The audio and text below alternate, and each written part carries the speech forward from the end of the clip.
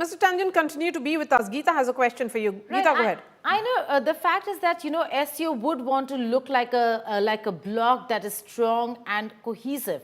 But we've seen the past meetings, whether it's the foreign affairs, national security advisors, defense ministers meeting, there was no consensus even in putting out a joint statement because of the India-Pakistan bilateral issues. Do you think that could be one of the obstacles this time around as well? And if that happens, or should that happen, then it certainly will not look like SCO is the answer to America.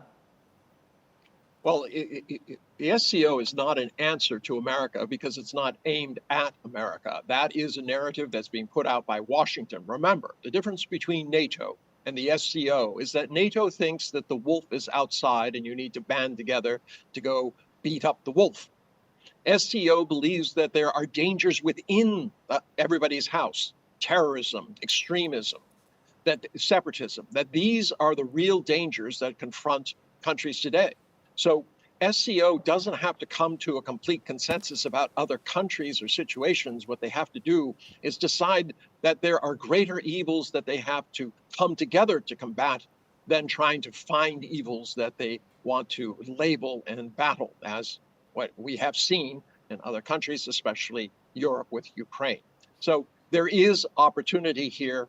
Obviously Pakistan has many challenges, but when you have what you thought was your reliable ally turning to Pakistan and turning against you, you have to kind of ask yourself, why? Why is this happening? There's nothing that Narendra Modi did or that India did that could get such an extreme reaction where day after day you have people like Navarro, people within the Trump administration just spewing invectives. Modi's war? Be serious. So there has to be another reason. And I think when India comes to the realization, they'll realize that it's time to take on the mantle of leadership rather than try to follow a country that isn't interested in them. Gaurav, you have a question. Please go ahead. So, Mr. Tangent, what are China's expectations from the India-China bilateral? And when India seeks greater access to the Chinese markets, when India sees reduction in the trade deficit of that $100 billion approximately, do we see forward movement of that and the maintenance of peace and tranquility at the borders simultaneously? Well, there's certainly both on the agenda, and they will be discussed. The issue is the border issue has been around since 1962. I don't think you're going to settle that in the next 2 weeks. The economic issue is different. You've already seen 10 measures that have been adopted by China and some measures by India about opening up airspace, making it easier to get visas, people-to-people exchanges, etc. I think there can be a lot more progress on that because that is more immediate. It's transactional. But the long-term issue, the optics have to be there. Remember, the trust has been broken. Both sides have different narratives, but the trust is not there. So it's going to take time to build that trust, to reduce the 60,000 to 50,000 troops on both sides of the border, to make it clear that these are two civilizations who have no interest in battling each other. They just want to protect their respective interests. Okay, let me bring in Ambassador Sajjanhar and Ambassador Rajamoni as well. Ambassador Sajjanhar, the bilateral has begun. Lots of talks, particularly about strategic and security concerns, but there is also the fact that there is something called neighborhood pressures. The fact is that there is China's growing influence in South Asian countries and reluctance to take a firm stand against terrorism that is linked to Pakistan. That's also the elephant in the room. No, absolutely. I think definitely the effort will be in the bilateral to normalize relations. I would, the word reset has been used in your discussions, I think quite loosely. I think reset is a very strong word. I would not use it for, what is going to happen as far as meeting between President Xi Jinping and Prime Minister Modi is concerned. I think this will be a very cautious move, a very cautious rapprochement between the two sides, basically trying to take it back to where it existed. We've also discussed about, whether peace and tranquility is, coming into the picture.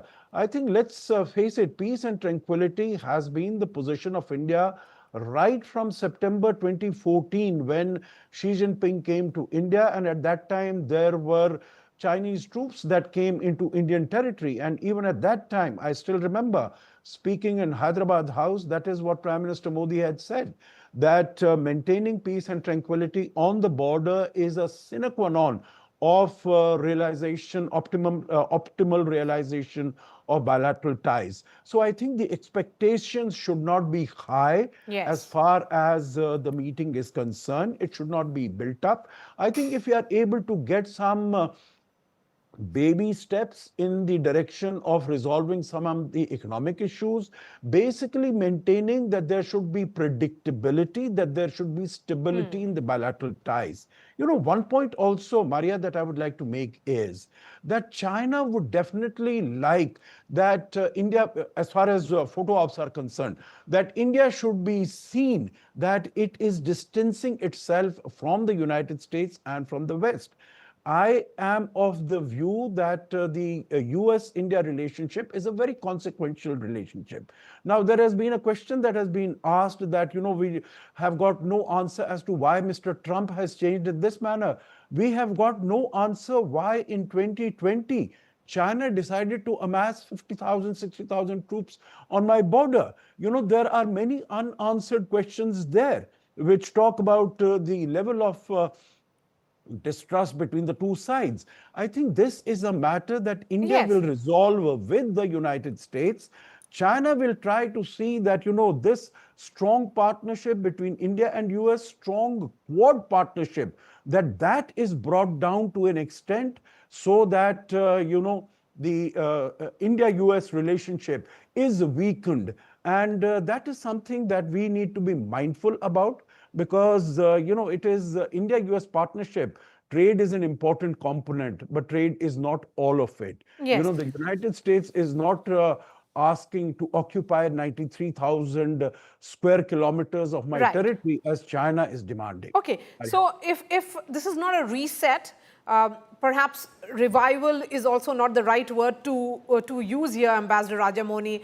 How will you be describing this? Will it be cautious rapprochement, as Ambassador Sajanar is saying, or are you of the opinion that this is a new chapter? Oh, I think this is clearly slow steps towards normalcy, slow steps towards the situation pre-Galwan, but we still have to see what happens, whether the border will go back to pre-Galwan. That is still a big question mark. How important is it? How much will India stress?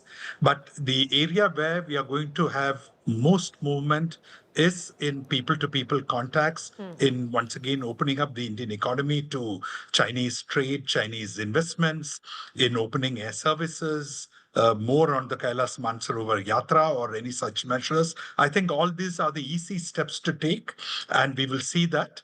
And on the border front, a reiteration of what was agreed during Foreign Minister Wang Yi's visit and progress. A hope for quick progress on that front is probably what would come from the bilateral meeting. Okay, Aina Tanjun, there is a great degree of caution with which India is approaching it as well. While India would want the trade talks to go back to what it was. You know, there is a China's string of pearls policy in the Indian Ocean and the construction of Zangbao Dam in Tibet, which have heightened India's security and water concerns as well. In terms of the export, let's look at this number for financial year 2024-25. India exported goods worth $14.25 billion to China, while imports from China stood at $113 billion. So there are points of convergences as well. While we look at the border standoff, which continues, there are these points, as Ambassador Rajamoni was pointing out, perhaps peoples-to-people contact. Yeah, I think we're all in agreement that this is slow steps. Optics, remember the invitation was just issued, less than a week ago. And this is a coming together that was exacerbated by exactly what Donald Trump did. So at this point, I'm not looking for big breakthroughs. I don't think it's possible. It's only about the optics. is India signaling to the world that it's no longer going to be, a doormat to the United States or a pawn in, the U.S. game? That's the area that we obviously disagree in. I do not think that if you look through recent history, that any friend of the United States has done well. Look what they've done to their neighbors, et cetera. I'm an American. It's not something I am proud to say. But what happened in Afghanistan, Iraq, so many different places, Africa, South America. You have to be very careful, as they say, to be our enemy, but it can be fatal to be our friend. And I think India is experiencing that. You need reliable partners. China is a neighbor. There are issues and they need to be resolved. But as I keep repeating, these issues have been around since 1962 in terms of the border. An insistence that this has to be settled in the next 3 months, I think, is unrealistic.